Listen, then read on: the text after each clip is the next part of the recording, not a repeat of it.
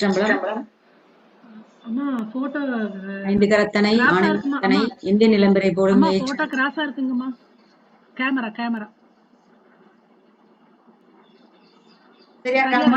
இல்ல சரியா வைக்கல, மாறி இருக்குது. இப்ப சரிங்கம்மா, இப்ப சரி.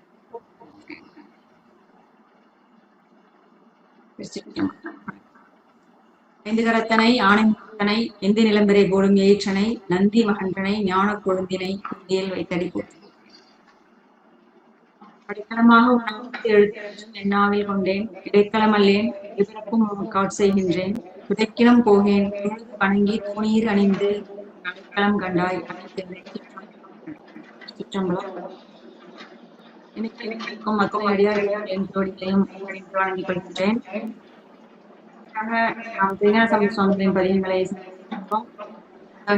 எனக்கு கொடுக்கப்பட்டுள்ள பதிகம் திருஞான சம்பந்த சுவாமிகள் அருளை செய்த பதிகங்களில் இது 2ஆம் திருமுறையில் 64வது பதிகமாக அமைந்திருக்கின்றது. இது திருத்தலத்தில் அருளை செய்த பதிகம். தற்பொழுது விருத்தாச்சலம் என்று அழைக்கப்படுகின்றது. விருத்தாச்சலம் என்றால் பெயர். அது அப்படின்னா பழமை அப்படின்னு பொருள். சலம் என்றால் மலை என்று பொருள். விருத்தாச்சலம் என்றால் பழமலை, பழமையான மலை என்று பொருள். இந்த தலத்திற்கு காசி என்ற பெயரும் உள்ளது. இது நடுநாட்டு சிவஸ்தலங்கள் 22ல் 9வது சிவஸ்தலமாக போற்றப்படுகிறது. பிரம்மதேவன் அகத்தியர் ஆகியோர் வழிபட்டிருக்கின்றார்கள். சுவாமிகள் இந்த தலத்திற்கு வந்துதான் பழமையாட்சியருக்காக இறைவனிடம் பொன் வேண்டி பெற்று அந்த பொன்னை மணிமுத்தாறு இங்கு உள்ள தீர்த்தத்தில் ஒன்று மணிமுத்தாறு தீர்த்தத்தில் இட்டு அதை கமலாலய குலத்தில் எடுத்தார் என்ற வரலாற்று செய்தியும் இருக்கின்றது. இங்கு இறைவனின் திருநாமம் வெங்கடகிரீஸ்வரர் பழநாதர் என்பது, இறைவியின் திருநாமம் பாலாம்பிகை என்பன. தீர்த்தங்கள் மணிமுத்தாறு, அக்னி, குபேர, சக்கரங்கள் அமைந்திருக்கின்றன. இந்த இறைவன் சுயம்பு மூர்த்தியாக அருள்பாலித்துக் கொண்டிருக்கிறார். அதாவது உலகத்தை படைக்க பிரம்மா தோன்றிய முதல் மலையாக இருந்தது என்றும் முகடுதான் இப்பொழுது அந்த போற்றப்படுகிறது என்று சொல்கிறார்கள். இறைவனே மலையாக இருக்கின்றார். எப்படி திருவண்ணாமலையில் மலையே இறைவனாக இருக்கின்றதோ அது போல இங்குள்ள மலை அது இறைவனாக, அந்த மலையே இறைவனாக இருக்கின்றார் என்று மரம் கண்ணி. இது 3000 வருடங்கள் பழமையான தலமரமாக இருக்கிறது. இது பாடல் பெற்ற ஸ்தலம். அருணகிரிநாதர், நமச்சிவாயர், சிவபிரகாசர், வள்ளலார் மகான்களும் இப்பதி இறைவனை புகழ்ந்து பாடியிருக்கின்றார்கள். இது திருமுதுகுன்றம், பழமலை என்ற பெயர்களை இந்த தலம் கொண்டிருந்தாலும் கூட அங்கு போய் பார்த்தால் இப்பொழுது அங்கு எங்கும் மலைகள் தென்படவில்லை. ஏனென்றால் அங்கு தோன்றிய மலை பூமியின் மிகவும் பழங்காலத்திலேயே தோன்றிய அந்த மலை பூமிக்கு அடியில் இருக்கலாம் என்று கூறுகிறார்கள். ஏனென்றால் அந்த பகுதியில் நாம் சென்று பார்த்தால் அங்கங்கு பாறைகள் தென்படுவதாக கூறுகிறார்கள். பழமையான பற்றி இந்த குன்றம் என்ற தலம்.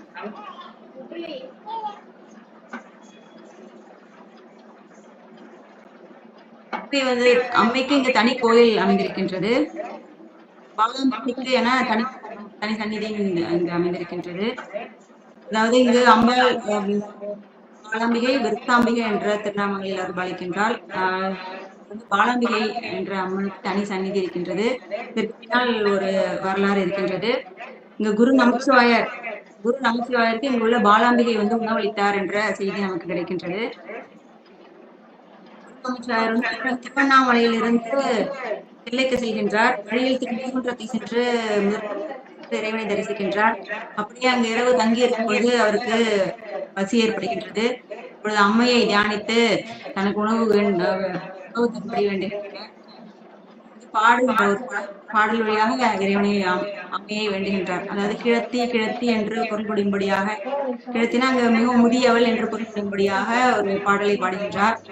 அப்போது அம்மை இவர் முன்பு தோன்றி எப்படி ஒரு முதியவள் எப்படி உனக்கு உணவு தர முடியும் என்று கேட்டாராம். எனவே பிறகு குரு நமச்சிவாயர் அம்மையை இளமையான பெண்ணே என்று பொருள்படும்படியாக பாடுகின்றார் அப்படின்னு சொல்றாங்க. அது எப்படி பாடியிருக்கார் அப்படின்னா, அத்தன் இடத்தாலே இளமுலை மேலார கடத்தாலே சோறு கொடுப்பா என்று பாடினாராம். அப்போது அம்மையும் மகிழ்ந்து பாலாம்பிகையாக ஒரு சிறு பெண்ணாக தோன்றி அவருக்கே உணவளித்தார் என்ற ஒரு செய்தி நமக்கு கிடைக்கின்றது. பிறகு 16ஆம் நூற்றாண்டை சேர்ந்த ஞானக்கூத்தர் என்பவர் இத்தல புராணத்தை தமிழில் பாடியிருக்கின்றார். இந்த மிக அதிக அளவிலே கல்வெட்டுகளும் கிடைக்கின்றன. மிக அதிக செய்திகள் நமக்கு கிடைக்கும். அந்த கல்வெட்டுகளை ஆராய்ந்து படித்தால் இந்த களம் பற்றிய செய்திகள் நமக்கு மிக அதிக அளவில் கிடைக்கும். இங்கு இறப்பவர்கள் இது வித்த காசி, இது காசிக்கு சமமான தலமாக இது போற்றப்படுகின்றது. இங்க ஒரு செய்தி என்ன, மற்றொரு சிறப்பான செய்தி என்ன அப்படின்னா, இங்கு இறப்பவர்களுக்கெல்லாம் உமாதேவியார் தன்னுடைய ஆடையால் வீசுவாங்க, காற்று வரும்படியாக வீசுவாராம். இப்பொழுது இந்த இறைவன் அவர்களுக்கு 5 எழுத்தை ஓதுவாராம். இறைவன் அவர்களுக்கு 5 எழுத்தை உபதேசித்து தன்னுடைய சார்பு நிலையே அவர்களுக்கு தருவார் அப்படிங்கிற ஒரு செய்தி இங்க கிடைக்குது. இது காசியிலும் தலமாக சிறப்பிக்கப்படுகின்றது. இந்த செய்தி எங்க கிடைக்குது நமக்கு அப்படின்னு பார்த்தோம்னா, கந்த புராணத்தில் வழிநடை படலத்துல, அதாவது அன்னை வீச தொடையின் மேல் கிடத்தி துஞ்சும் மாசிலா உயிர்களுக்கெல்லாம் எழுத்து இயல்பு கூறி ஈசனே தனது கோலம் ஈந்திடும் இயல்பால் காசியின் விழுத்தான முதுகுன்றரையும் கண்டான் செய்தி இது கந்த புராணத்துல வழிநடை படலத்துல காணப்படும். சிறப்பு வாய்ந்த தலமாக இந்த திருக்குன்றம். இந்த திருஞான சம்பந்த சுவாமிகள் 7 பதிகங்கள் அருளி செய்திருக்கின்றார். இன்னைக்கு நாம் சிந்திக்க போகின்றோம். அப்பர் சுவாமிகள் ஒரு பதிகம் அருளி செய்திருக்கின்றார். அது திருத்தாண்டக வகையில் வருகின்றது. சுந்தரமூர்த்தி சுவாமிகள் 3 பதிகங்கள் அருளி செய்திருக்கின்றார்கள். நாம் பதிகத்தை சிந்திக்கலாம். திருச்சிற்றம்பலம். இது காந்தார பண்ணிலே அமைக்கப்பட்டுள்ள ஒரு பதிகம். திருமுறை 2ஆம் திருமுறையில் 64வது திருப்பதிகமாக அமையிருக்கின்றது. திருச்சிற்றம்பலம். முதல் பாடல். ஒரு நிமிஷம் கட்டாயி வருதுங்களாமா? சரியா வருதுங்களாமா? ஆமாமா, கொஞ்சம் விட்டு விட்டுதான் வருதுங்கம்மா.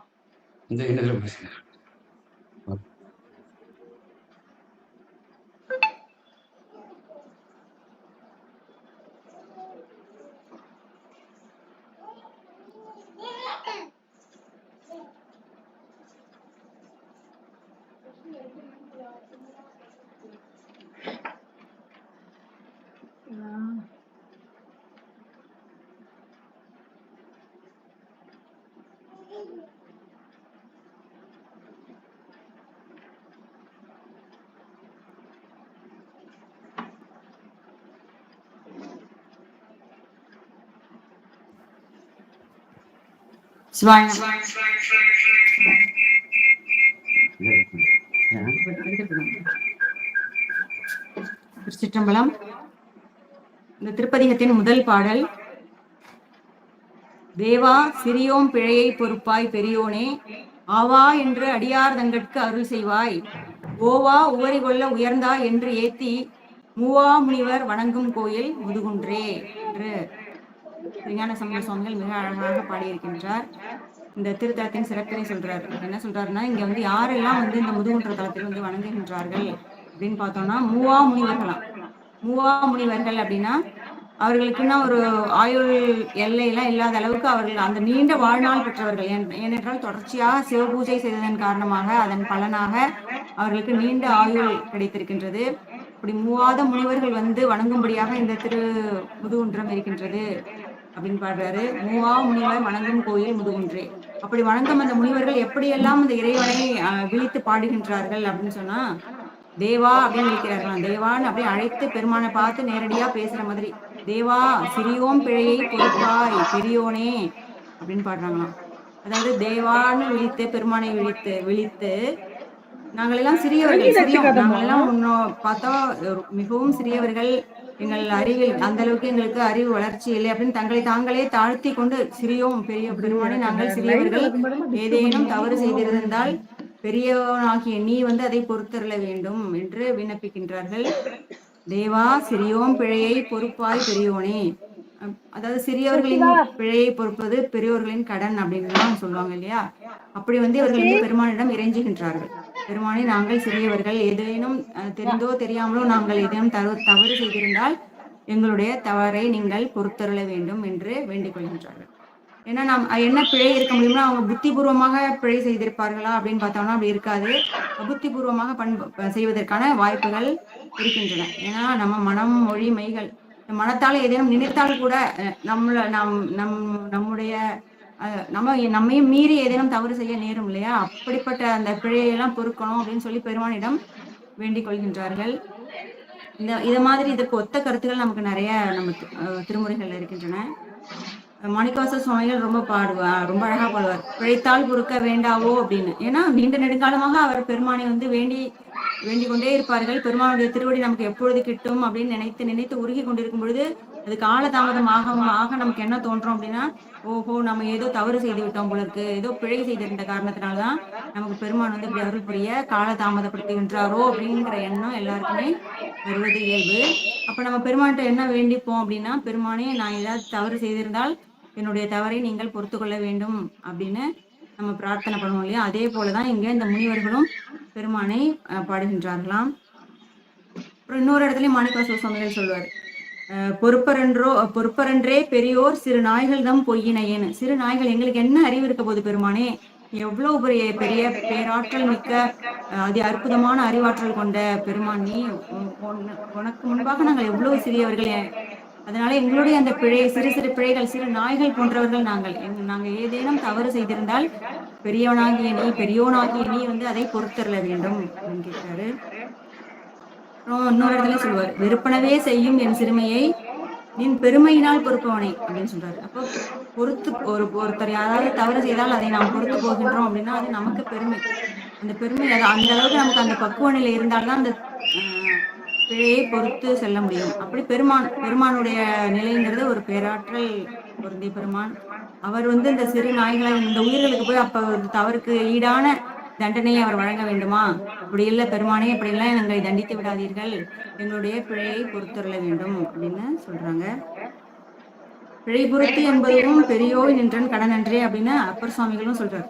பெருமானே உங்க பிழையை பொறுக்கணும், இந்த உயிர்களோட எங்களோட பிழையை பொறுத்து நீ அருள வேண்டும் அப்படிங்கிறது உனக்கு கடன் பெருமானே அப்படின்னு சொல்லி அப்பர் சுவாமிகளும் ரொம்ப அருமையா பாடுவாரு. இன்னொரு இடத்துல, பழைய தம் அடியார் செய்த பாவமும் பிழையும் தீர்ப்பர் பெருமான் அடிகளே அப்படின்னு பாடுவார். பழைய தம் அடியார் செய்த பாவமும் பிழையும் தீர்ப்பர் பெருமான் அடிகளே அப்படின்னு பாடியிருப்பாரு.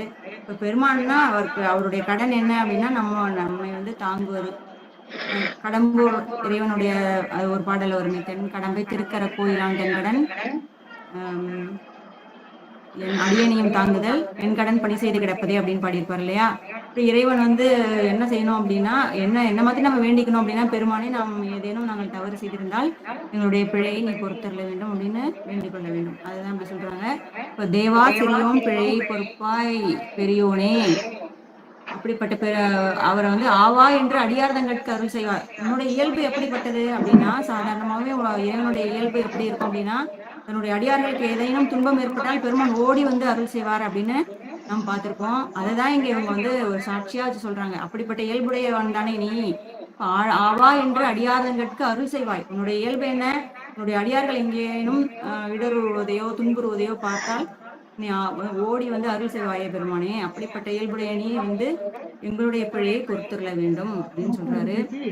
ஆவா அப்படிங்கிறது என்னன்னா இயக்க வியப்பு அப்படின்னு சொல்றாங்க. இறக்க வியப்பு, ஒரு உயிர்கள் மீது ஏற்படும் இயப்பின் மூலம் இரக்கத்தின் காரணமாக ஏற்படும் ஒரு குறிப்பு அந்த சொல்லு ஆவா அப்படிங்கிறது. ஆனந்த குறிப்புன்னு சொல்றாங்க. இது திருவாசகத்துல நம்ம நிறைய இடத்துல இதெல்லாம் பார்க்கலாம். தேவாரத்திலையும் பல இடங்கள்ல இந்த ஆவா அப்படிங்கிறது வரும். ஒண்ணு சொல்றேன், ஆவா என்ன ஆசைப்பட்டேன் கண்டாய் அம்மானே அப்படின்னு மாணிக்கவாசகர் சுவாமிகள் சொல்லுவார். ஆவா என்ன ஆசைப்பட்டேன், பெருமானே நீ ஓடி வந்து எனக்கு அருள் புரிய வேண்டும் என்று ஆசை கொண்டேன் அப்படிங்கிற மாதிரி மாணிக்கவாசகர் சுவாமிகளும் பாடியிருப்பாரு. அதான் தன்னுடைய அடியார்கள் எங்கே இருந்தாலும், எந்த ரூபத்துல, எந்த மூலையில இருந்தாலும் பெருமானை நினைத்து வழிபட்டார்கள்னா பெருமான் அங்க ஓடி வந்து அருள் புரிவார் அப்படிங்கிறதுக்கு நமக்கு நிறைய செய்திகள் இருக்கின்றன. திரு கழிப்பாளையில கூட பாடியிருப்பாரு. என்ன சொல்லுவாருன்னா, எங்கேனும் இருந்து உன் அடியேன் உன்னை நினைந்தக்கால் இங்கே வந்து என்னோடு உடனாகி எனையாளும் கங்கா நாயகனே கழிப்பாளை மேயவனே அப்படின்லாம். இது அப்பர் சுவாமிகள் பத்தி பாட்டுன்னு நினைக்கிறேன். அப்படி வந்து பெருமான் வந்து அந்த இடத்துல ஓடி வந்து அருள் புரிவாராம். சுந்தரமூர்த்தி சாமிகள் சுந்தரமூர்த்தி சுவாமிகள் எங்கேனும் இருந்து உன் அடியேன் உன்னை நினைந்தக்கால் இங்கே வந்து என்னோடு உடனாகி எனையாளும் கங்கா நாயகனே கழிப்பாலை மேயவனேன்னு சுந்தரமூர்த்தி சுவாமிகள் அருளி செய்திருப்பார். அப்படி வந்து பெருமானை வந்து நம்ம எங்க இருந்து வழிபட்டாலும் அவர் ஓடி வந்து நமக்கு அருள் புரியும் இயல்பு கொண்டவர். அப்படிப்பட்ட கருணை திறம் கொண்டவர் நமது பெருமான். அதனால அவர்கிட்ட பெருமானே எங்களுடைய பிழையை பொறுத்தருள வேண்டும், உன்னுடைய இயல்பு இதுதானே, அப்ப அதற்கேற்ற மாதிரி நீ பொறுத்து அருள வேண்டும் அப்படின்னு சொல்றாரு.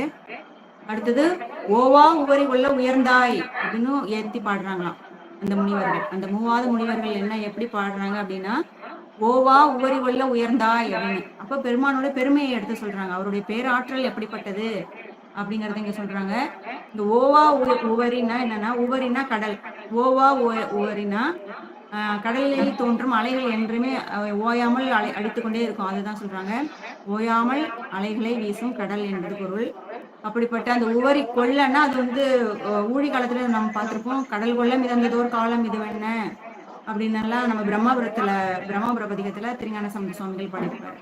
அதே போல இங்கேயும் இந்த தலமும் என்ன பண்ணுச்சான் அப்படின்னா, அந்த ஊழி காலத்துல கடல் வந்து முழுவதையும் மறைக்கும் பொழுது, மூழ்கடிக்கும் பொழுது இந்த ஒரு தலம் மட்டும் மூழ்காமல் உயர்ந்து நின்றது அப்படின்னு சொல்லி போற்றி பாடுகின்றார்கள் அந்த முனிவர்கள்.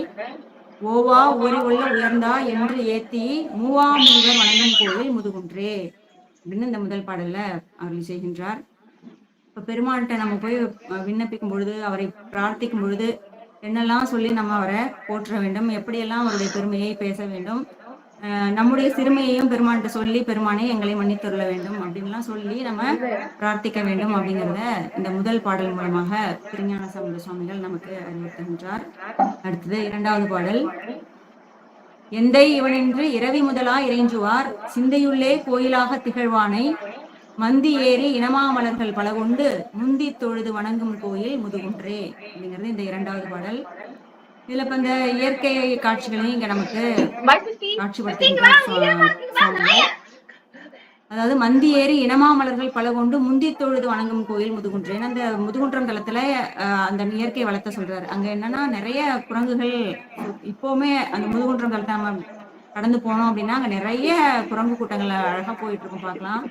அப்படி என்ன செய்தான் அந்த மந்திகள் என்ன செய்கின்றன, இனமா மலர்கள்லயே பெருமானுக்கு உரிய மலர்கள் எது அப்படின்னா அந்த அட்டை புஷ்பங்கள் அப்படின்லாம் சொல்லுவாங்க. அப்படிப்பட்ட புஷ்பங்களை தேர்ந்தெடுத்து இந்த குரங்குகள்லாம் என்ன செய்தான், போய் முந்தி தொழுது, மனிதர்கள் எல்லாம் போய் வணங்குவதற்கு முன்பாகவே அப்படின்னு கூட எடுத்துக்கலாம், முந்தி தொழுது வணங்கும் கோயில் முதுகுன்றே. இப்ப அந்த குரங்குகளுக்கு கூட அந்த சிவ ஞானம் இருக்கின்றது. சிவஞானம் பெற்ற அந்த குரங்குகள் என்ன செய்தான், அந்த மனிதர்கள் எல்லாம் சென்று வணங்குவதற்கு முன்பாக அது முந்தி கொண்டு ஓடி போய் பெருமானை சென்று தொழுகின்றனவா. எப்படி தொழுகின்றன அப்படின்னா, இனமா மலர்கள், பல வகையான மலர்களை, பெருமானுக்கு ஏற்ற உகந்ததான மலர்களை கொண்டு போய் பெருமான் திருவடிகளில் சமர்ப்பித்து அவரை வணங்குகின்றன. அப்படிப்பட்ட சிறப்புடையது இந்த திருமுதுகுன்றம் அப்படின்னு பாடுறாரு. அப்புறம் எந்தை இவன் என்று இரவி முதலா இறைஞ்சுவார். அதாவது அந்த திருமுதுகுன்றத்து பெருமானை எப்படி அந்த முனிவர்கள்லாம் வணங்குறாங்க அப்படின்னு பார்த்தா, எந்தை இவன் என்று, என்னுடைய தந்தை, எம் தந்தை, எந்தைனா என்னுடைய தந்தை அப்படின்னு தந்தை இவன் தான் என்னுடைய தந்தை அப்படின்னு அவர்கிட்ட போய் சரணடைந்து விடுதல். அப்படி எந்தை இவன் என்று இரவி முதலா இறைஞ்சுவார்னா, இரவி முதலா இரவினா இங்க சூரியன். அதாவது அந்தணர்களோட வழிபாடு எப்படி இருக்கும் அப்படின்னா, முதல்ல அந்த இது சந்தியாவந்தனம் அப்படின்னு சொல்லுவாங்க அந்த வழிபாட்டை.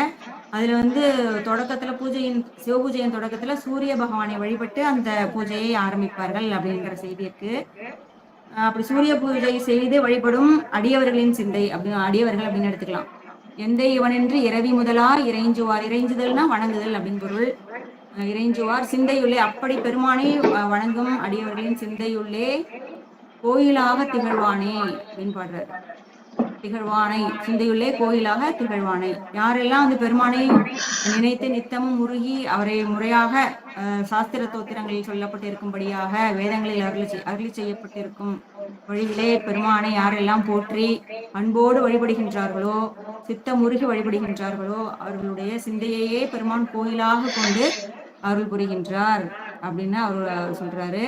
அப்ப அந்த சிந்தையிலே பெருமான் வந்து கோயில் கொண்டிருக்கின்றார் அப்படிங்கறதுதான் இதற்கு பொருள். சிந்தையே கோயில் கொண்ட பிரான் அப்படிங்கறதுலாம் நம்ம திருமுறைகள்ல நிறைய குறிப்பு இருக்கும். அடியார்கள் யாரெல்லாம் அன்பு மீதூர பெருமானை வழிபடுகின்றார்களோ அவர்கள் சித்தத்துல பெருமான் வந்து தங்கி விடுவார் அப்படின்னு நம்ம பாக்குறோம். நினைப்பவர் மனம் கோயிலா கொள்பவன் அப்படின்லாம் பாடியிருப்பாங்க அருளாளர்கள். அப்ப யாரெல்லாம் பெருமானை இரவும் பகலுமாக பெருமானை நினைத்து கொண்டிருக்கின்றார்களோ அவர்களுடைய சிந்தையிலே பெருமான் வந்து உறைவார் அப்படின்னு பாக்குறோம். இப்ப இங்க வந்து குரங்குகள் வழிபடுது அப்படின்னு பார்த்தோம். இந்த குரங்குகள் வழிபாடு வந்து திருக்குறக்குக்கா என்ற தலத்துல குரங்குகள் வழிபட்ட ஸ்தலம் அது அப்படின்னு நம்ம பார்த்திருக்கோம். திருக்குறக்குக்கா அப்படிங்கிறது. இப்போ நிறைய சான்றுகள் குரங்குகள் வந்து வழிபட்டதற்கான சான்றுகள் நிறைய இருக்கின்றன. நம்முடைய முசுகுந்த சக்கரவர்த்தி அவரு கூட ஜென்மத்துல குரங்காக இருந்து பெருமானை வழிபட்டார், பிறகு பெரும் பேர் பெற்றார் அப்படிங்கிற செய்தியெல்லாம் பார்த்திருப்போம். அப்புறம் இந்த திருச்சிராப்பள்ளியில கூட கடுவனோடு ஊடி கடைவாய்வான் செம்முக வந்தி கருவறை ஏறும் சிராப்பள்ளி அப்படின்னு திருஞான சம்பந்த சுவாமிகளோட பதிகங்களை பார்க்கும் பொழுதே நமக்கு நிறைய இயற்கை காட்சிகள், அந்த யானைகள், குரங்குகள், மயில், எறும்பு இதெல்லாம் எப்படி போய் பெருமானை பூஜை செய்தன அப்படிங்கறதெல்லாம் ரொம்ப அழகா அவர் விவரிச்சு பாடுவார். அப்படிப்பட்ட ஒரு அருமையான பாடல் தான் இந்த பாடல். அடுத்தது 3வது பாடல். நீடும் மலரும் புனலும் கொண்டு நிரந்தரம் தேடுமடியார் சிந்தையுள்ளே திகழ்வானை பாடும் குயிலின் அயலே கிள்ளை பயின்றேத்த மூடும் சோலை முகில்தோய் கோயில் முதுகுன்றே அப்படிங்கிறது இந்த 3வது பாடல். இப்ப நீடும் மலரும் புனலும் கொண்டுனா, நீடுனா மிக நீண்ட காலமாக தொடர்ச்சியாக அப்படின்னு அர்த்தம். நீடு மலரும் புனலும் கொண்டு மலர்களை பறித்து கொண்டு, அடுத்தது புனல்னா பெருமானுடைய அபிஷேகத்திற்கு தேவையான நீரையும் எடுத்துக்கொண்டு நிரந்தரம் தேடுமடியார், நிரந்தரமாக எப்பொழுதுமே தேடும் அடியார்களின் சிந்தையுள்ளே திகழ்வானே அப்படின்னு பாருங்க. யாரெல்லாம் வந்து எப்பொழுதுமே, அதாவது நித்த நியமம் அப்படின்னு சொல்லுவாங்க. ஒரு நம்ம நாயன்மார்கள் வரலாற்றுன்னு எடுத்துக்கொண்டாலே நம்ம பார்க்கலாம். இப்ப மலர் வழிபாடு அப்படின்னு அவங்க எடுத்துக்கிட்டாங்கன்னா, அந்த மலர் வழிபாட்டுல பெருமானுக்கு போய் இன்று மலர் சாத்தி நாம் வழிபட வேண்டும் அப்படின்னு அவங்க ஒரு கொள்கையை எடுத்துக்கொண்டார்கள் அப்படின்னா, அதுல எந்த விதமான இடர்பாடு, எப்படிப்பட்ட இடர்பாடு, அவர்களுக்கு உணவு, அதாவது இந்த அடிப்படை தேவைகள் கூட நிறைவேறாத அந்த காலகட்டத்திலும் கூட மனம் தளராமல் அவர்கள் தங்களுடைய தொண்டினை மிக சிறப்பாக செய்திருப்பார்கள் அப்படின்லாம் பார்த்திருப்போம். அப்படி வந்து தொடர்ச்சியாக மனதில் உறுதியோடு பெருமான் மீது கொண்ட அந்த அன்பின் காரணமாக ஏற்பட்ட உறுதி அது. அந்த உறுதியின் காரணமாக மலரும் புனலும் கொண்டு நிரந்தரம் தேடும் அடியார்கள், எப்போதும் பெருமானை பற்றிய சிந்தனையுடனேயே இருக்கும் அந்த அடியார்களின் சிந்தையுள்ளே பெருமான் திகழ்கின்றார் என்றால் விளங்கி தோன்றுகின்றார். அவர்கள் அப்படியே சிறிது நேரம் அப்படியே கண்ணை மூடி தியானம் பண்ணாலே பெருமான் அவர்களுக்கு முன்பு வந்து அருள் புரிவார். அப்படிப்பட்ட பெருமான் நமது பெருமான். இதுதான் பாதம் பண்ணால் பணியும் அடியார் தம்மேல் ஏதம் தீர இருந்தான் அப்படின்லாம் பாடுவாங்க. அவருடைய பாதத்தை தொடர்ச்சியாக ஏதோ ஒரு காலகட்டத்தில் நமக்கு ஏதாவது தேவை அப்படின்னா அந்த நேரத்துல மட்டும் பெருமானை நினைக்கிறது. அப்புறம் நம்முடைய தேவைகள் பூர்த்தி ஆகும் பொழுது உயிரின் இயல்பே அதுதான் இல்லையா, எதையோ எங்க போய் சார்ந்ததின் மனமாக ஆகிவிடும் அப்படின்னு சொல்லுவாங்க. அப்படி நம்ம வந்து எந்த துன்பமும் நமக்கு இல்லாம இருக்கு, மகிழ்ச்சியே தான் நம்ம வாழ்க்கையில இருக்கு அப்படின்னா நம்ம இறைவனை சிந்திக்கும் அந்த காலகட்டம் ரொம்ப குறைவாக இருக்கும். அப்படி இல்லாம இன்பமோ துன்பமோ எந்த காலத்திலும் இடைவிடாமல் பெருமானை சிந்தித்து கொண்டே இருந்தோம் அப்படின்னா அந்த பெருமான் நம்மை தேடி வருவார் அப்படின்லாம் நம்ம பார்த்திருப்போம். அதான் தேடி சென்று திருந்தடி ஏத்துமின் நாடி வந்து அவர் நம்மையும் ஆட்கொள்வார் அப்படின்னு. அப்ப பெருமானை எப்பொழுதும் நாம் சிந்தித்துக் கொண்டிருந்தால் அவர் நம்முடைய சிந்தையே கோயிலாக கொண்டு வந்து விடுவார் அப்படின்னு பாடுறாரு. அடுத்தது பாடும் குயிலின் அயலே கிள்ளை பயின்றேத்த மூடும் சோலை முகில்தோய் கோயில் முதுகுன்றே. திரும்பவும் அந்த முதுகுன்றம் தலத்தின் இயற்கை வளத்தை பாடுகின்றார். அந்த சோலைகள் எப்படி இருக்குன்னா மூடும் சோலை, அந்த சோலைகளால நிறைந்து அப்படியே அந்த அவ்வளவு மரங்கள் அங்க செறிந்து காணப்படுகின்றன அப்படின்னு சொல்லிட்டாரு. மூடும் சோலை முகில்தோய், அந்த முகில்னா மேகங்கள் வந்து அந்த மரங்கள் அப்படியே தவழ்ந்து போகும்படியாக நீண்டு உயர்ந்த மரங்கள் நிறைந்த சோலையாக அந்த திருமுதுகுன்றம் இருக்கின்றது. அங்கு என்ன நடக்குது அப்படின்னா பாடும் குயிலின் அயலே கிள்ளைகள் பயின்றேத்துகின்றனமா. இங்க வந்து சோலைகள் இருந்தா எப்போ நமக்கு தெரியும், குயில்கள் வந்து பாடிக்கொண்டே இருக்கும். ஆனா அந்த முதுகுன்றம் தளத்தில் இருக்கும் குயில்கள் என்ன மாதிரியான பாட்டு பாடுது அப்படின்னா அந்த பெருமானை பற்றிய செய்திகளையே புழையே பாடுகின்றதாம். அப்படி அந்த குயில்கள் பாடுவதை கேட்ட கிளிகள் என்ன செய்தான், அதுங்களும் நம்மளும் பெருமானை, நாமும் அந்த குயில்கள் போல பெருமானை பாட வேண்டும் என்று சொல்லி அந்த கிளிகளும் குயில்களிடமிருந்து பெருமானை போற்றும் அந்த விதத்தை பயின்று கொண்டு அவற்றிடமிருந்து பழகி கிளிகளும் போற்று செய்கின்றன அப்படின்னு ரொம்ப அழகாக ஒரு காட்சிப்படுத்துகின்றார் சுவாமிகள். அதாவது இங்க தேடுதல் அப்படிங்கிறது நம்ம பாக்குறோம் அப்படின்னா, திருமூலர் சுவாமிகள் ரொம்ப அழகா பாடியிருப்பாரு. எப்படி பெருமானை பல திருத்தலங்களுக்கு சென்று தேடி தேடி நாம் வழிபட வேண்டும் அப்படின்னு. அதாவது நாடு நகரமும் நாற்றிரு கோயிலும் தேடி திரிந்து சிவபெருமான் என்று பாடுமின் பாடி பணிமின் பணிந்தபின் கூடிய நெஞ்சத்து கோயிலா கொள்வனே அப்படின்னு சொல்லியிருப்பாரு. இதே செய்திதான். அப்படி பெருமானை நாம் தேடி தேடி பல தலங்களுக்கு சென்று நாம் நிரந்தரமாக வழிபட்டு கொண்டே இருந்தால் பெருமான் நம்முடைய நெஞ்சத்தையே கோயிலாக கொண்டு அமர்ந்து விடுவார் அப்படின்னு நம்ம பார்ப்போம். இந்த இடத்துல நிரந்தரமாக தேடும் அடியாருங்கிறத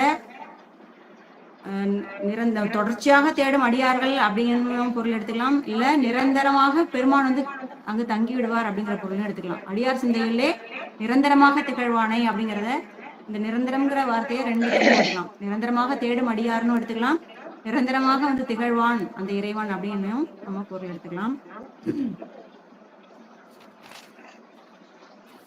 இப்போ இந்த தேடுதல்ங்கிறது இங்க ரொம்ப அருமையாக பெருமானை எப்பவுமே நம்ம தேடி, பெருமான் எங்க இருக்கார், அவர் பற்றிய சிந்தனைகள், பெருமான் எப்படிப்பட்ட பேராற்றல் மிக்கவர், அவர் எதற்காக இந்த உயிர் நமக்காக இறங்கி இந்த பூலோகத்திலே கோயில் கொண்டு அருள்பாலிக்கின்றாரே, இதெல்லாம் என்னன்னு நம்ம தேடி தேடி நம்ம சிந்தையில சிந்தித்து கொண்டே இருக்கணும் அப்படின்லாம் சொல்லுவாங்க. இதுதான் திருமாலும் நான்முகனும் என்ன செய்யறாங்களாம், ஆணவத்தோட போய் பெருமானுடைய திருமுடியையும் திருவடியையும் பார்க்கணும் அப்படின்ட்டு போறாங்க. ஆனா அவங்களால முடியல. இது அப்பர் சுவாமிகள் ஆனா என்ன சொல்றாரு, அப்பர் சுவாமிகள் ஆனா நான் கண்டுபிடிச்சிட்டேன் அப்படின்னு சொல்லி ரொம்ப அழகா பாடியிருப்பாரு. தேடி கண்டுகொண்டேன் திருமாலோடு நான்முகனும் தேடி தேடுனா தேவனை என்னுள்ளே தேடி கண்டுகொண்டேன் அப்படின்னு. இப்போ நம்ம அக வழிபாடும் இங்க ரொம்ப முக்கியம் அப்படிங்கறத சொல்றாங்க. புறத்தே நாம் சென்று பல கோயில்களுக்கு சென்று வழிபட்டாலும் கூட சிறிது நேரமாவது தனிமையில் அமர்ந்து பெருமானை சிந்தித்து அவரை நம்ம அகத்துள்ளே தேட வேண்டும் அப்படிங்கிறதான செய்தி இது. இப்படிப்பட்ட அந்த தேடனாத தேவனை தேடி அறிந்து கொள்ள முடியாத அந்த தேவன், யாரால தேடி அறிந்து கொள்ள முடியாத தேவன், திருமால் பிரம்மதேவராலையும் திருமாலாலையும் கூடவே தேடி அறிந்து கொள்ள முடியல. ஆனா என்னால தேடி கண்டுபிடிக்க முடியுது அப்படின்னா என்ன அதுல பொருள் இருக்குன்னா, நாம அன்போட சென்று பெருமானை வழிபட வேண்டும். அன்போட தேடினோம் அப்படின்னா பெருமானை நாம் தேடி நமது உள்ளத்தையே கண்டு கொள்ளலாம் அப்படிங்கிற செய்தியை சொல்வாரு. இதுதான் மனதை ஒருமுகப்படுத்தி அகப்பூஜையும் நமக்கு செய்யணும் அப்படிங்கிறதுக்கான கருத்து இது. இதுல கிள்ளைகள் பயின்று ஏத்துறத நிறைய இடங்கள்ல திருஞான சம்பந்த சுவாமிகள் சொல்லுவாரு. இதுல திருவழிமழலை பதிகத்துல ஒண்ணுல பாடியிருப்பாரு. என்னன்னா, பாரிசையும் பண்டிதர்கள் பன்னாலும் பயின்றோதும் ஓசை கேட்டு வேரிமொழி பொழிற்கில்லை வேதங்கள் பொருள் சொல்லும் விழலையாமே அப்படின்னு பாடியிருப்பாரு. இப்ப வேரிமொழினா தென் நிறைந்த அந்த பொழில்கள் சூழ்ந்த அந்த திருவிழிமழையில என்ன செய்யலாம், அந்த கிளிகள் அங்குள்ள பண்டிதர்கள் எல்லாம் அந்த வேதங்களை ஓதும் அந்த மொழியை கேட்டு அந்த பண்டிதர்களிடமிருந்து அந்த வேதத்தை பயின்று, இந்த வேதத்தை மட்டும் சொல்லலையா, அதுக்கு பொருளும் சொல்ற அளவுக்கு அந்த கிளிகள் அவ்வளவு தேர்ச்சி பெற்ற கிளிகளாக இருக்கின்றன அப்படின்னு ரொம்ப அழகா பாடியிருப்பாரு. ஏன்னா அந்த அளவுக்கு திருவிழிமழையில வேதங்கள் ஓதப்பட்டு கொண்டிருக்கின்றது இருந்தது. ஒரு காலத்துல அப்படி இருந்திருக்கு அந்த திருவிழிமழை அப்படிங்கிறத பெருமான் ரொம்ப சிறப்பா சொல்லியிருக்காரு. அடுத்தது வேதத்து ஒளியால் கிளி சொல் பயிலும் வெண்காடே அப்படின்னு ஒரு குறிப்பு இருக்கு வெண்காட்டு திருத்தலத்துல.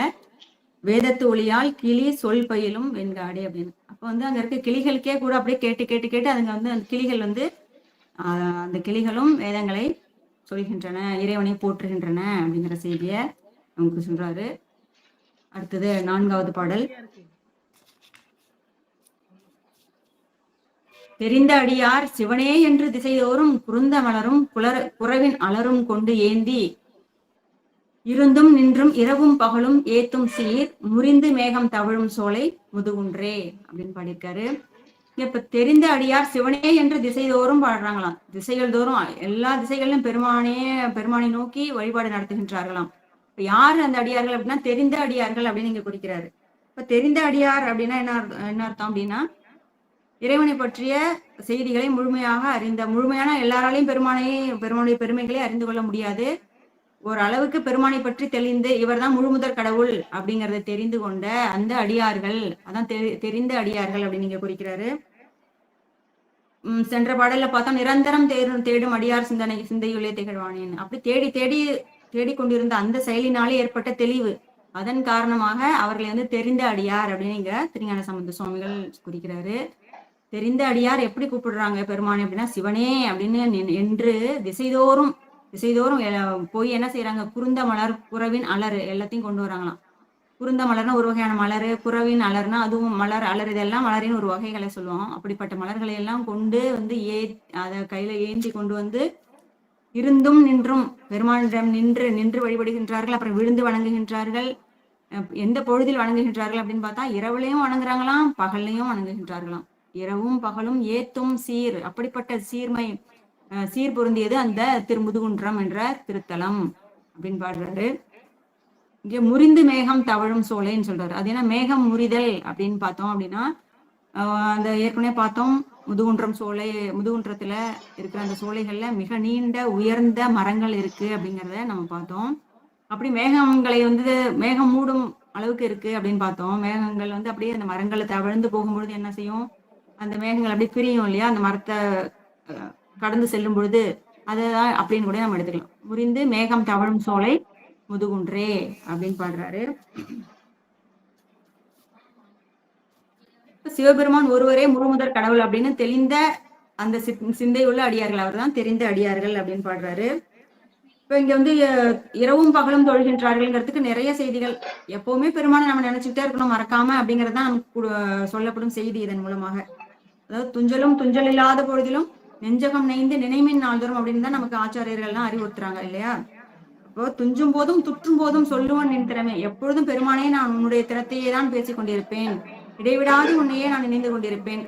அதாவது என்ன சொல்லுவாங்கன்னா, நினையாமல் நினைதல் அப்படிங்கிறத ஒரு பதியத்துல சொல்லியிருப்பாங்க. பெருமானே உன்னை நான் நினையாமல் நினைவேன் அப்படின்னு. அப்படின்னா மறக்கவே மாட்டேன், மறந்தாதானே நினைக்கிறதுக்கு அப்படிங்கிற மாதிரி பெருமானை நாம் மறக்கவே கூடாது. ஒரு நொடி பொழுது கூட நாம் பெருமானை மறக்காமல் அவரை நினைந்து ஏற்றி கொண்டிருக்க வேண்டும் அப்படின்னு சொல்றாங்க. அதான் நனவினும் கனவினும் நம்பா உன்னை மனவினும் வழிபடல் மறவேனம்மான் அப்படின்லாம் பாடுவார் இல்லையா இந்த திருஞான சம்பந்த சுவாமிகள். அடுத்தது இந்த இரவும் பகலுங்கிறது கரவின்றி நன் மாமலர் கொண்டு இரவும் பகலும் தொழுவார்கள் அப்படின்னு நம்ம மயிலாடுதுறை திருப்பதிகத்திலையும் இருக்கு. இப்படி இரவும் பகலும் எப்பொழுதுமே இரவுல நம்ம தூங்கி கொண்டிருக்கும் பொழுதும் கூட அந்த சிந்தை, எந்த சிந்தையோட நம்ம தூங்க போகிறோமோ அந்த சிந்தை இரவு முழுவதும் நமக்கு தொடர்ந்து வந்து கொண்டே இருக்கும். அப்படி இரவும் பகலுமாக பெருமானை போற்றி செய்யும் அடியார்கள் தான் அந்த தெரிந்த அடியார்கள் அப்படின்னு சொல்லலாம். அடுத்தது 5வது பாடல்.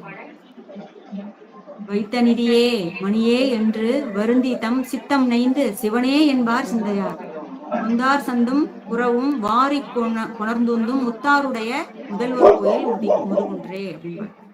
இப்ப இங்க முத்தாருங்கிறது அந்த மணிமுத்தாறு, அங்குள்ள தீர்த்தங்களில் ஒன்றாக நாம் ஏற்கனவே பார்த்தோம். அந்த மணிமுத்தாறு அப்படிங்கிறது, அந்த மணிமுத்தாரை சிறப்பித்து பாடுறார்.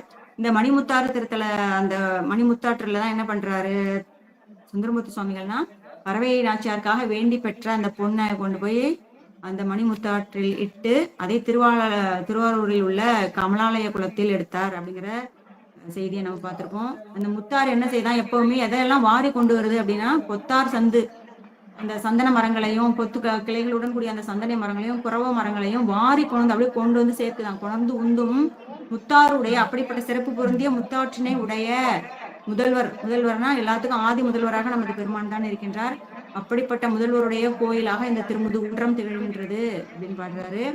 அங்க வந்து எப்படி எல்லாம் பெருமானை பாடுறாங்க அப்படின்னா, வைத்த நிதியே, பெருமானை அப்படியே ஒழித்து அழைத்து பாடுறாங்க நேருக்கு நேராக. வைத்த நிதியே மணியே அப்படின்னு எப்படி பாடுறாங்களாம் என்று வருந்தி தம் சித்தம் நைந்து, சித்தம் அப்படியே நைந்து உருகி அப்படின்னு சொல்லுவாங்களே, காதலாகி கசிந்து கண்ணீர் மல்லின்னு இப்படி பெருமானுடைய அந்த கருணை திறத்தை வியந்து உருகி பாடுகின்றார்களாம். சித்தம் நைந்து சிவனே என்பார் சிந்தையார். யாரெல்லாம் அப்படி சித்தம் நைந்து சிவனேன்னு வந்து பாடுறாங்களோ, வருந்துதல்னா இங்க என்ன சோகத்தினால வருந்துறது இல்ல, பெருமானுடைய கருணையின் திறத்தை நிறைந்து நினைத்து நாம் அவரை வந்து போதிய அளவில் நன்றி செலுத்தாமல் இருக்கின்றோமே அப்படின்னு நினைச்சு வருந்தி வந்து வழிபடுகின்றார்கள். அப்படி நைந்து வழிபடும் அடியாரின் சிந்தையுள்ளே பெருமான் இருக்கின்றார் என்பார் சிந்தையார்னா அவங்களுடைய சிந்தையில் பெருமான் திகழ்கின்றார் அப்படின்னு பாடுறாரு.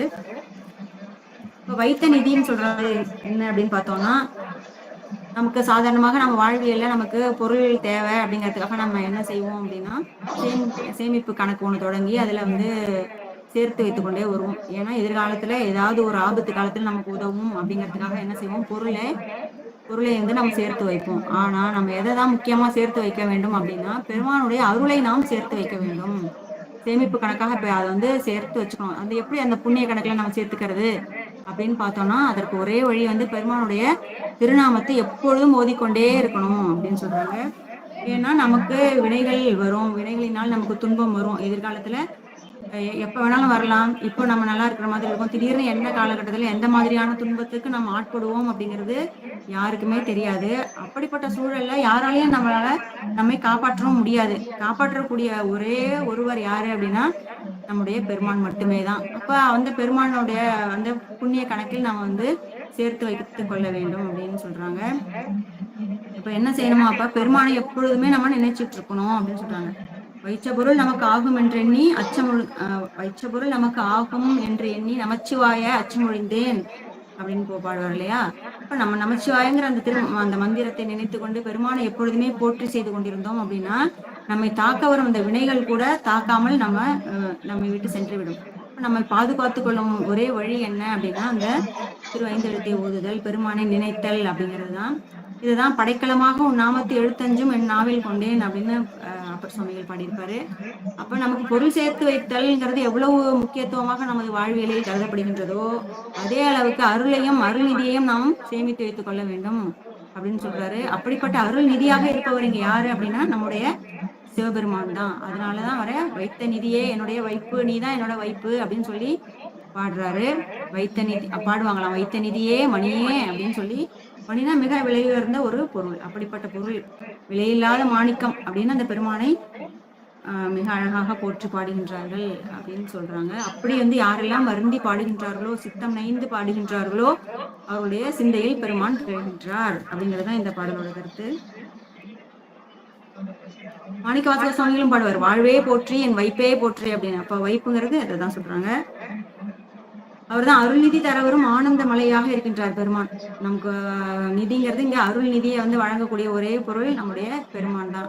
அவரை துதித்து நாம் வந்து சேமிப்பு கணக்கை தொடங்கி வைத்துக் கொள்ள வேண்டும், அந்த புண்ணிய கணக்கை வைத்துக் கொள்ள வேண்டும் அப்படின்றது. இந்த உருகி பெருமானை நினைத்தல் அப்படிங்கிறதுக்கு சித்தம் நினைந்து வருந்தின்லாம் சொல்றாங்களே, அதுக்கு என்ன சொல்லணும், உற்று உணர்ந்து உருகி. எப்படி எதனால அந்த வருத்தம் அந்த உருக்கம் எப்படி வரும் அப்படின்னா, பெருமானை பற்றிய செய்திகளையும் பெருமைகளையும் நாம் தொடர்ச்சியாக கேட்டுக்கொண்டே இருந்தால்தான் எதற்காக பெருமான் இப்படி இந்த உலகத்தை படைத்துக் கொடுத்திருக்கின்றார், இந்த உயிர்களுக்காக, அந்த உயிர்களை வந்து இந்த முக்தி நெறியை நோக்கி அழைத்து செல்ல வேண்டும் அப்படிங்கிற அந்த ஒரு காரணத்திற்காக. ஏன்னா பெருமானுக்கு ஏதாவது என்னால் கிடைக்க போகின்றதா அப்படின்னா எதுவுமே இல்லை. நமக்காக பெருமான் வந்து இவ்வளவு இறங்கி வந்து நமக்கு அருள் புரிகின்றார். சர்வ ஆற்றல் பொருந்திய அந்த பெருமான் எந்தவித பலனும் எதிர்பார்க்காமல் வந்து இந்த உயிர்களுக்கு நமக்காக வந்து பெருமான் இவ்வளவு செய்து கொடுக்கின்றாரே அப்படின்னு நினைத்து அந்த நன்றி கடனை நினைத்து உற்று உணர்ந்து, அதெல்லாம் உணர்ந்து என்ன செய்யணும், உற்று உணர்ந்து உருகி உள்கசிவு, அதன் மூலமாகவே நமக்கு உள்கசிவு ஏற்படணும். உள்கசிவு உடையவருக்கு நற்றுணை ஆவர் போலும் நனிப்பள்ளி அடிகளாரே அப்படின்னு பாடியிருப்பாரு அப்பர் சுவாமிகள். அப்படி வந்து நம்ம வந்து உள்கசிவு நமக்கு ஏற்படும் அளவுக்கு நம்ம பெருமானை வழிபட வேண்டும் அப்படின்னு சொல்றாங்க. அடுத்தது 6வது பாடல். வம்பார் கொன்றை வன்னி மத்தம் மலர் தூவி நம்பா என்ன நல்கும் பெருமான் உரைகோயில் கொம்பார் குறவு கொகுடி முல்லை குவிந்து எங்கும் மொயம்பார் சோலை வண்டு பாடும் முதுகுன்றே அப்படின்னு பாடுறாரு. இப்ப இந்த பாடல்ல என்ன சொல்றாருன்னா, இந்த மலர் வழிபாட்டை மிக முக்கியமாக சொல்றாரு. எப்படிப்பட்ட கொன்றைனா, வம்புன்னா இங்க மனம் வீசக்கூடிய கொன்றை மலரையும் வன்னி இலைகளையும் கொண்டு, அப்புறம் ஊமத்த மலர், மத்தம்னா ஊமத்தம், இந்த மாதிரியான மலர்களை எல்லாம் தூவி பெருமானை போய் எப்படி வழிபட வேண்டும் அப்படின்னா, நம்பா அப்படின்னு சொல்லி வழிபடணுமா. நம்பன் அப்படின்னா நம்பிக்கைக்கு உரியவன், கடவுள் அப்படிங்கிற பொருள் எடுத்துக்கலாம். நம்பா என்ன அப்படி நம்ம சொல்லி வழிபட்டால் பெருமான் நல்குவாராம். நம்பா என்ன நல்கும் பெருமான். அப்படிப்பட்ட பெருமான் உரைகின்ற கோயில் தான் இந்த முதுகுன்று என்பது. அந்த முதுகுன்றம் எப்படி இருக்கு அப்படின்னா, மொயம்பார் சோலை, மொயம்பார்னா நெருக்கமாக, மொய்த்தல் அப்படிங்கிறது நெருங்கி அப்படின்னு அர்த்தம். இங்க மொயம்பார் சோலைனா அந்த சோலைகள்ல மரங்கள் வந்து மிக அதிக அளவிலே நெருக்கமாக வளர்ந்து நிழல் தரக்கூடிய அளவுல இருக்கு. மொயம்பார் சோலையாக இருக்கின்றது. அந்த சோலையிலே வண்டுகள் வந்து பாடுகின்றன. அப்படிப்பட்ட சோலைகளை உடைய முதுகுன்றம், அந்த முதுகுன்றத்திலே உறைந்திருக்கும் பெருமான் தான் இவர் அப்படின்னு சொல்லி பாடுறாரு. அடுத்து கொம்பார் குறவு கொகுடி முல்லைன்னா அந்த சோலைகள்ல என்னென்ன மாதிரியான மரங்கள் இருக்கு அப்படின்னு பாடுறாரு. கொம்பார் குறவுனா கிளைகளை, கொம்புனா இந்த இடத்துல கிளைகளை உடைய குறவு போன்ற மரங்களும், கொகுடி முல்லைனா முல்லையிலேயே சிறப்பு வாய்ந்ததான ஒரு வகைதான் அந்த கொகுடி முல்லை என்பது. அப்படிப்பட்ட முல்லைகளும் நிறைந்ததாக அந்த சோலை இருக்கின்றது. அந்த சோலைகளிலே வண்டுகள் பாடிக்கொண்டிருக்கின்றன. இப்படிப்பட்ட சோலை அமைந்திருக்கும் இடம் முதுகுன்றம் என்பது. இந்த முதுகுன்றம் என்ற தளத்தில் தான் இந்த பெருமான் உறைந்திருக்கின்றார். எப்படிப்பட்ட பெருமான் அப்படின்னா, வம்பார் போன்ற இந்த மாதிரியான பல வகையான மலர்களை கொண்டு வழிபடும் பொழுது நமக்கு வந்து அவர் நல்குவாராம். எதை நல்குவார்? அருளை நல்குவார். அப்படிப்பட்ட கருணை கொண்ட பெருமான் வந்து இந்த மாதிரியான முதுகுன்றம் என்ற தளத்திலே உறைந்திருக்கின்றார் அப்படின்னு பாடுறாரு. இப்போ மலர் வழிபாடு அப்படிங்கிறது நம்மளுடைய பூஜை முறைகள்ல, பூஜா விதிகள்ல சொல்லியிருப்பாங்க. மிக முக்கியத்துவம் வாய்ந்தது. பெருமானை வந்து மலர் கொண்டு வழிபடுவதுங்கிறது நமக்கு தொடர்ச்சியாக அறிவுறுத்தப்பட்டு கொண்டே வந்து இருக்கு. யாரெல்லாம் மலர் கொண்டு வழிபடுகின்றார்களோ அவர்களுக்கு பெருமான் தவறாமல் அருள் புரிவார். மலர் வழிபாட்டை கொண்டே பெருமானுடைய திருவடியை அடைந்த நாயன்மார்கள் எல்லாம் நம்ம பார்க்குறோம். முருகன் நாயனார் பார்த்தா அவர் என்ன நிலப்பூ, நீர்ப்பூ, கோட்டுப்பூ இதெல்லாம் கொண்டு வந்து வகை வகையாக இண்டை மாலை, அப்புறம் வந்து கழுத்தில் நீளமாக தொங்கும் மாலைகள், அப்புறம் காலில் தொங்கவிடும் மாலைகள், இப்படி வகை வகையாக பெருமானுக்காக கட்டி வழிபட்டு அந்த திருத்தொண்டையே செய்து பெருமானுடைய திருவடியை அடைந்தவர் நமது முருகநாயனார். இப்போ மலர் வழிபாடுங்கிறது அவ்வளவு முக்கியத்துவம் வாய்ந்ததாக சிறப்பித்து சொல்லப்படுகின்றது. இதே முதுகுன்றம் தளத்துல திருஞான சம்பந்த சுவாமிகள் திருக்கு அதாவது 2 வரிகள் பாடப்பட்டு இருக்கும் அந்த பதிகத்துல பாடியிருப்பாரு. நின்று மலர் தூவி இன்று முதுகுன்றை நன்றும் ஏத்துவீர்க்கு என்றும் இன்பமே அப்படின்னு.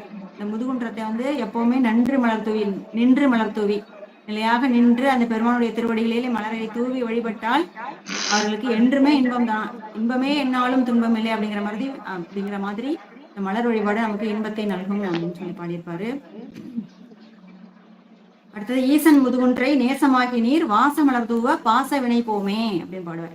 வாசமான மலர்கள், மனம் வீசக்கூடிய மலர்களை கொண்டு நாம் பெருமானுடைய திருவடிகளை வணங்கினால் நமக்கு என்ன கிடைக்கும் அப்படின்னா, நம்முடைய பாச வினைகள், நம்மை பற்றி பிணைத்து கொண்டிருக்கும் அந்த பாச வினைகள், இந்த வினைகள்ங்கிறது சாதாரணமாக யாராலும் அறுத்தற்கு அரியதாக இருக்கும் இல்லையா? அதை அறுக்கணும். அந்த வினையை பற்றி வினையின் பிடியிலிருந்து நாம் விலக வேண்டும் அப்படின்னா அதற்கு ஒரே வழி வந்து வாசமுள்ள மலர்களை கொண்டு பெருமானை போற்றி வழிபாடு செய்ய வேண்டும்.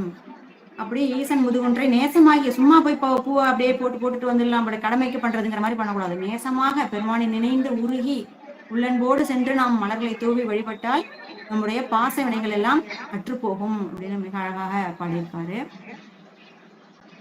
இப்பொழுது 7வது பாடல் இந்த நம்ம கிடைக்கல. இந்த திருப்பதிகத்துல 7வது பாடல் நமக்கு இல்லை. 8வது பாடலை சொல்லிக்கலாம். வாசம் கமழும் பொழில் சூழ் இலங்கை வாழ்வேந்தை நாசம் செய்த நங்கள் பெருமான் அமர்கோயில் பூசை செய்து அடியார் நின்று புகழ்ந்தேத்த மூசி வண்டு பாடும் சோலை முதுகுன்றே அப்படின்னு பாடுறாரு. எப்பவுமே 8வது பாடல்ல திருஞான சம்பந்த சுவாமிகள் ராவணனை பற்றி பாடுவாரு. அதுதான் இங்கேயும் பாடுறார். வாசம் கமழும் பொழில் சூழ் இலங்கை. இப்ப இதுவரைக்கும் நம்ம முதுகுன்றம் தளத்துல எப்படிப்பட்ட இயற்கை வளம் இருந்தது அப்படின்னு திருஞான சம்பந்த சுவாமிகள் பாடிட்டு வந்தாரு. இப்பொழுது இலங்கை எப்படி இருக்கு, இலங்கையோட இயற்கை வளர்த்து சொல்றாரு. வாசம் கமழும் பொழில் சூழ் இலங்கையாம். அங்கேயும் மிக அழகான பொழில்கள் சூழ்ந்து இருந்திருக்கு அப்படின்னு சொல்றாரு. எப்படிப்பட்ட பொழில்கள் அப்படின்னா, வாசம் கமழும் பொழில்கள். நிறைய பொழில்னா மலர், அதாவது மலர்கள் நிறைந்த சோலைகளாக இருக்கின்றது. அங்கிருந்து வாசம் எழும் அளவுக்கு அவ்வளவு பூக்கள் இருக்கான். அப்படி வாசம் கமழும் பொழில் சூழ் இலங்கை வாழ்வேந்தை. வேந்தனா அங்க அரசன். அந்த இலங்கையில் வாழ்கின்ற வேந்தனாகிய ராவணனை நாசம் செய்த நங்கள் பெருமான். அந்த ராவணனை நாசம் செய்த நங்கள் பெருமான் எங்களுடைய பெருமான். ஏன் அவர் அப்படி செய்யறாரு அப்படின்னா, அவனுடைய ஆணவத்தை அடக்குவதற்காக.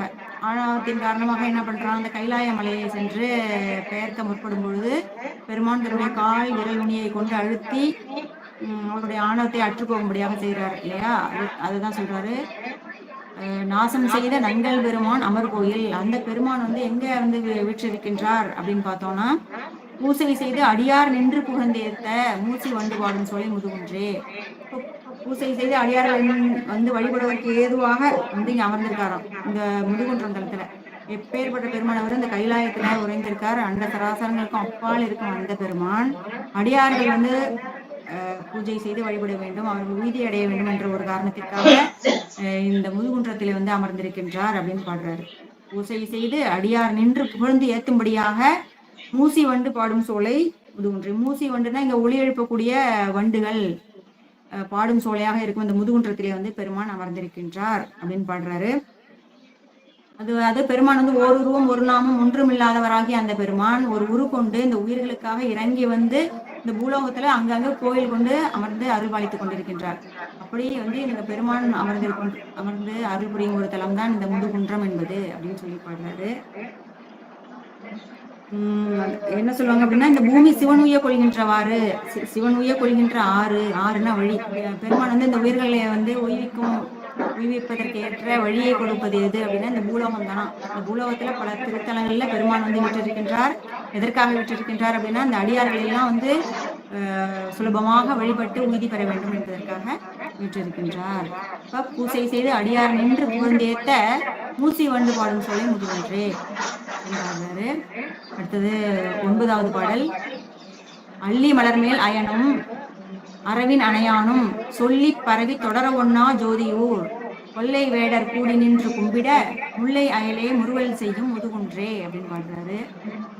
அள்ளி மலர்மேல் இங்க வந்து அள்ளிங்கிறது அக இதழ்களை கொண்ட தாமரையை தான் குறிக்குது. அள்ளி மலர்னா இங்க தாமரை மலர் அப்படின்னு எடுத்துக்கலாம். அதன் மேல் அயனா பிரம்மதேவர் தாமரை மேல வச்சிருப்பாரு இல்லையா, அதனால அப்படி பாடுறாரு. அள்ளி மலர் மேல் அயனும் அரவின் அணையானும், அரவுனா பாம்பு, பாம்பின் அணையான் யாரு அப்படின்னா திருமால். அவர்களால் சொல்லி பரவி தொடர ஒன்னா ஜோதியூர். அவர்கள் வந்து என்ன பண்றாங்க, முடியை தேடி அன்னப்பறவை உருவம் எடுத்து பிரம்மதேவர் போறாரு. அடியை தேடுவதற்காக பன்றி உருவம் எடுத்து திருமால் போகின்றார். அப்படி போக முடியாத தங்களோட முயற்சியெல்லாம் அதை தேட முடியாது அப்படிங்கும் போது அவங்க என்ன பண்றாங்க, சொல்லி பரவி பலவாறாக ஏத்தி பாடுறாங்க. அப்படி பாடியும் கூட அவர்களால் தொடர ஒன்னா அந்த ஜோதியை வந்து போய் பார்க்க முடியாத அளவுக்கு மிக உயர்ந்த ஜோதி சுரூபமாக அந்த அருட்பெரும் ஜோதியாக அந்த பெருமான் வந்து அரும் பெரும் ஜோதியாக காட்சி அளிக்கின்றார். அப்படிப்பட்ட பெருமான் அவருடைய ஊர் எது அப்படின்னா கொள்ளை வேடர் கூடி நின்று, கொள்ளைன்னா இந்த முல்லை நில பகுதியிலுடைய அந்த வேடர்கள் எல்லாம் கூடி நின்று என்ன செய்யறாங்க அப்படின்னா பெருமானை வழிபடுகின்றார்களாம். கொள்ளை வேடர் கூடி நின்று, முல்லை நிலத்து வேடுவர்கள் அனைவரும் கூடி ஒருமித்த மனத்தோடு அவர்கள் எல்லாம் ஒன்றிணைந்து இந்த பெருமான் தான் சர்வ ஆற்றல் பொருந்திய பெருமான் அப்படின்னு தெரிஞ்சு அவர்கள் வந்து அந்த பெருமானை வழிபடுகின்றார்களாம். அந்த காட்சியை பார்த்து அந்த முல்லை மலர்கள் என்ன செய்யுது அப்படின்னா முல்லை அயலே முறுவல் செய்யும் முதுகுன்றே அப்படின்னு பண்றது. இந்த வேடர்கள் வந்து கும்பிடுறாங்க, கூடி வந்து எல்லாரும் ஒருமித்த மனத்தோடு வந்து பெருமான் திருவடியை பூஜிக்கின்றார்கள். அப்படிப்பட்ட காட்சியை பார்த்தோன்னே அங்க இருக்கும் முல்லை கொடியில் பூத்திருக்கும் அந்த மலர்கள் எல்லாம் எப்படி இருக்கு அதை பார்த்தா அப்படின்னா சிரிக்கிற முறுவல் செய்தான். ரொம்ப அழகா இப்படிப்பட்ட ஒரு பக்தி பூர்வமாக இந்த வேடுவர்கள் எல்லாம் இருக்கின்றார்களே அப்படின்னு அங்குள்ள முல்லை மலர்கள் எல்லாம் முறுவல் செய்வது போல இருக்கின்றன, அதாவது சிரிப்பது போல இருக்கின்றது அப்படின்னு பாடுறாரு. ஏன்னா ஞானிகளாலும் முனிவர்களாலும் கூட அறிவதற்கு அரியவரான அந்த பெருமான் பிரம்மதேவராலும் நாராயணன் அவராலும் கூட பெருமானை சென்று தொழ முடியவில்லை. அப்படிப்பட்ட ஜோதி வந்து என்ன செய்யறாரு, இங்க முதுகுன்றத்தில் வந்து அமர்ந்திருக்கின்றார். தொடர ஒன்னா ஜோதியுடைய ஊர் தான் இந்த முதுகுன்றம். அந்த முதுகுன்றத்துல வந்து இந்த வேடர்கள் எல்லாம் போய் வணங்கும்படியாக எளிய பிரானாக பெருமான் வந்து காட்சி செய்கிறாரேன்னு அந்த பெருமானுடைய திறத்தை எல்லாம் நினைத்து இந்த முல்லை கொடிகள் எல்லாம் முறுவல் செய்கின்றன அப்படின்னு சொல்லி பாடுறாரு. 10வது பாடல். கருகும் உடலார் கஞ்சி உண்டு கடுவை தின்று உருகு சிந்தை இல்லார்க்கு அயலான் உரை கோயில் திருகல் வேய்கள் சிறிதே வளைய சீல் மந்தி முருகின் பனைமேல் இருந்து நடம் செய் முதுகுன்றே. திரும்பவும் இந்த மந்திகள் அங்க எல்லாம் குரங்குகளை பத்தி பாடுறாரு. அதெல்லாம் என்ன செய்யுது அப்படின்னு திருகல்னா வளைந்திருக்கக்கூடிய அந்த மூங்கில் மரங்கள் என்ன செய்யலாம், திருகல் வேய்கள் சிறிதே வளைய, அந்த மூங்கில் மரம் ஈஸியா வளைஞ்சிடும் இல்லையா, நம்ம குரங்குகள் ஏறும் பொழுது அதனுடைய கனம் பாரம் தாங்க முடியாம அப்படியே வளையும் இல்லையா. திருகல் வேய்கள் சிறிதே வளைய சிறுமந்தி முருகின் பனை மேல் இருந்து நடம் செய் முதுகுன்றே. முருகுங்கிற அந்த மரத்தில் கிளைகள்ல தாவி அந்த மந்திகள் எல்லாம் நடனம் போய்தான் ஆடிக்கிட்டு இருந்தான் அவ்வளவு சந்தோஷமா. ஏன்னா அங்க வந்து சிவனின் பேராற்றல் விளங்கி தோன்றும் காரணத்தினால அந்த மந்திகள் அதோடு கூடவே சிவஞானம் பெற்ற மந்திகளாக இருக்கு அப்படின்னு நம்ம ஏற்கனவே பார்த்தோம். முந்தி தொழுது வணங்கும் கோயில் முதுகுன்றே அப்படின்னு மந்திகள் எல்லாம் மனிதர்கள் தொழுவதற்கு முன்பாகவே அங்க சென்று வணங்குகின்றன அப்படின்னு. இப்போ அந்த மந்திகள் எல்லாம் என்ன செய்கின்றன அப்படின்னா அந்த பனையின் மேலிருந்து ஆடுகின்றன. எதை நினைத்து ஆடிக்கொண்டிருக்கோம், பெருமானுடைய புகழை நினைத்து ஆடுகின்றன அப்படிங்கிற மாதிரி கூட நம்ம எடுத்துக்கலாம். நடம் செய் முதுகுன்றே. இப்ப அங்க யாருன்னா இப்போ 10வது பாடல்ல சமணர் சாக்கியர்களை பத்தி பாடுவாரு. கருகும் உடலார்னா வெயிலில் எப்பொழுதும் அவர்கள் ஆடை இல்லாமல் திரிவதனால அந்த வெயில் பட்டு அவருடைய உடல் கருகி போயிருக்கின்றது. கருகும் உடலார் அவங்க என்ன செய்யறாங்க, கஞ்சி உண்டு, கஞ்சியை மட்டுமே தான் சாப்பிடுவாங்க. அப்புறம் கடுவே தின்றுனா கடுவேனா இந்த இடத்துல கடுக்காயை தின்கின்றார்கள், அதை மட்டும்தான் சாப்பிடுவாங்க. அதோட இல்லாம உருகு சிந்தை இல்லாருக்கு, அவர்களுக்கு வந்து பெருமானை பற்றி எதுவுமே தெரியல. அவர்கள் வந்து பாக்கியம் இல்லாதவர்கள் அப்படின்னு, சாக்கியப்பட்டும் சமணுருவாகி உடையவிழுந்தும் பாக்கியமின்றி அப்படின்லாம் சொல்றாங்க இல்லையா. அப்படி பாக்கியம் இல்லாதவர்களாக இருக்காங்களாம். என்ன பாக்கியம் இல்லாதவர்களாக இருக்கின்றார்கள் அப்படின்னா, பெருமானுடைய திருவடியை வந்து சிந்திக்க வேண்டும் அப்படிங்கிற அந்த ஒரு எண்ணம் அவர்களுக்கு கொடுக்கப்படாமல் இருக்கின்றது. அந்த புண்ணியம் அவர்களுக்கு இல்லாமல் போய்விட்டது. அதனால அவர்களுக்கு உருகுகின்ற அந்த சிந்தை இல்லாமல் போய்விட்டது. உருகு சிந்தை இல்லாருக்கு அயலான். அப்படி அவர்கள் உருகாத காரணத்தினால் பெருமான் அவர்களுக்கு அயலானாக இருக்கின்றார். அதாவது சென்று நெருங்க முடியாதவர்களாக, அண்ணாமலைன்னு சொல்ல முடியா, அதை போல பெருமான் வந்து நெருங்க முடியாத அளவுக்கு இருக்கார். இவர் யாரோ அப்படிங்கிற மாதிரி பெருமான் இருக்கின்றார், அயலான் அப்படின்னு. அப்படிப்பட்ட பெருமான் உரைகின்ற கோயில் எது அப்படின்னா இந்த முதுகுன்றம். அந்த முதுகுன்றத்துலதான் இந்த மந்திகள் ஏறி அந்த வேய்கள் அந்த மூங்கிலிருந்து இந்த முருகின் பனை மேல அந்த கிளைகளை தாவி ஆடுகின்றது, நடம் செய்கின்றது. அப்படிப்பட்ட சிறப்பு பொருந்தியது முதுகுன்றம் அப்படின்னு பாடுறாரு. இந்த உருகு சிந்தை அப்படிங்கிறதுக்கு, உருகு சிந்தை இல்லாதவருக்கு அயலான் அப்படின்னு பாடுறாரு இல்லையா. யாரெல்லாம் உருகி வழிபடுகின்றார்களோ அவர்களுடைய சிந்தையுள்ளே திகழ்வானே அப்படின்னு ஏற்கனவே சில பாடல்களை நம்ம சிந்திச்சுட்டே வந்தோம். உருகின்ற சிந்தையுடையாருடைய அவங்க உள்ளத்தையே கோயிலாக கொண்டு, எப்படி பூசலார் நாயனாருக்கெல்லாம் இருந்தாரோ அதே போல வந்து பெருமான் வந்து உருகின்ற சிந்தையுடையவருக்கு வந்து தோன்றி விடுவார். ஆனால் அயலானாக யாருக்கு இருப்பார் அப்படின்னு இப்ப இந்த பாடல்லையும் பார்த்தோம். இதே மாதிரி இன்னொரு பாடல்ல சொல்லுவாரு,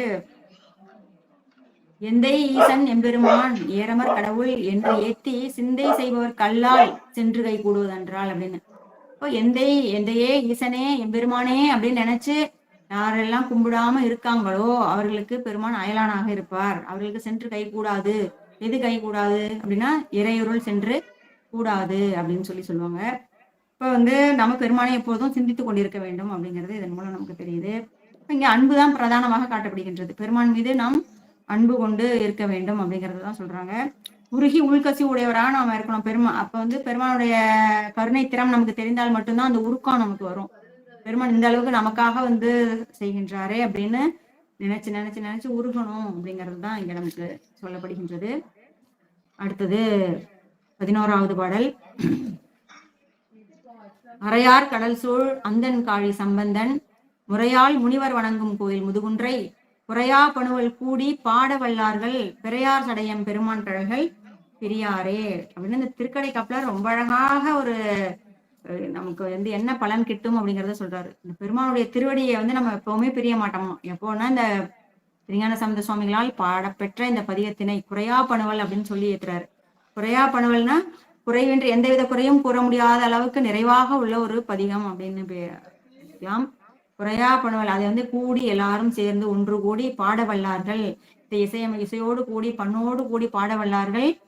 பெரையார் சடையம் பெருமான். பெரையார் சடைனா சந்திரனை தனது சடையிலே சூடிக்கொண்டிருக்கும் அந்த சந்திரமௌலீஸ்வரர் ஆகிய அந்த பெருமானுடைய கழல்களை என்றுமே பிரிய மாட்டார்கள்.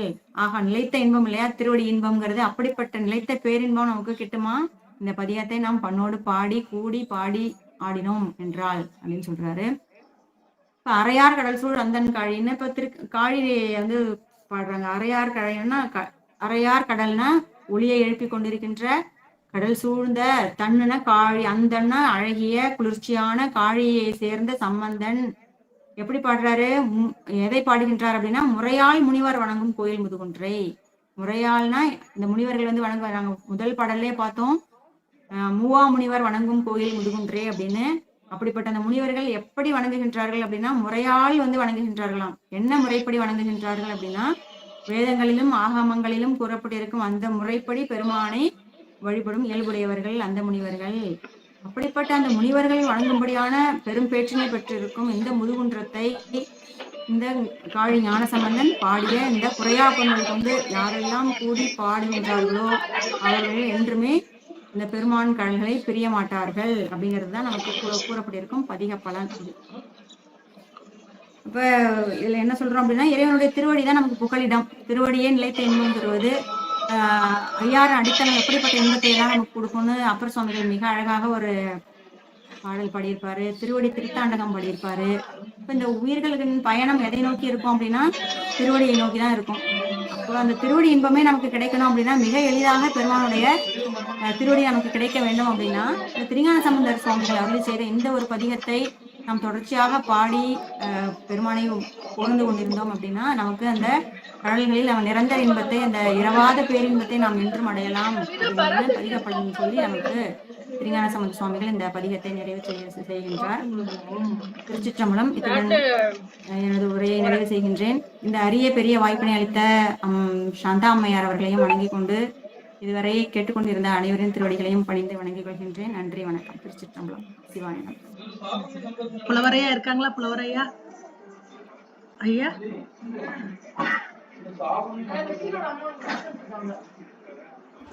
புலவரையா இருக்காங்க? புலவரையா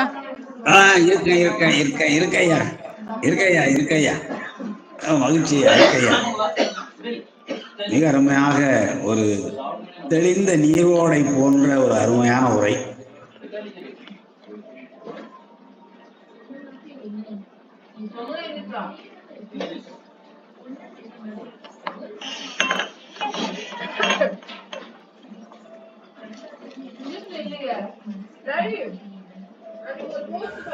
ஒளி வரலையா? உங்க போன் கட் ஆகிட்டு போட்டிருக்கியா? இல்ல இப்போ சரி, இப்போ வரும் வருதா? இப்போ ஒளி வருதா ஐயா? ஆமா, சரிங்க. அது நல்ல தெளிவான உரை, மிக அருமையான ஆற்றொழுக்கு போன்ற மிக அரிய உரை. முதல் பாடலுக்கு நல்ல பெருமானை தேவா என்றும் பெரியோனே என்றும் விழித்து சிறியோம் பிழையை பொறுப்பாய் என்று வேண்டிக் கொண்டதோடு மட்டுமல்லாமல், அடியார்களுக்கு அருள் செய்வது பெருமானுடைய இயல்பு என்பதை மிக அழகாக சுட்டிக்காட்டினார்கள். அந்த ஊழிக்காலத்திலும் அழியாத திருத்தலங்கள் சிலவற்றை சொல்வார்கள். அதிலே நம்முடைய திருமுதுகுன்றம் ஒன்று. முதல் திருமுறையிலே ஒரு பாடலிலே கூட அந்த காட்சி சொல்லியிருப்பார். பாடுவார்க்கு அருளும் வெந்தை பனிமுது பொவ்வ முன்னீர் நீடுபாரும் முழுதும் ஓடி அண்டர் நிலைகடலும் நாடுதானும் ஊடும் ஓடி எல்லா நாட்டுக்குள்ளேயும் அந்த வெள்ளமானது ஓடுகிறது, பார் முழுவதும் ஓடுகிறது, அண்டர்களெல்லாம் நிலைகட்டு போகிறார்கள்.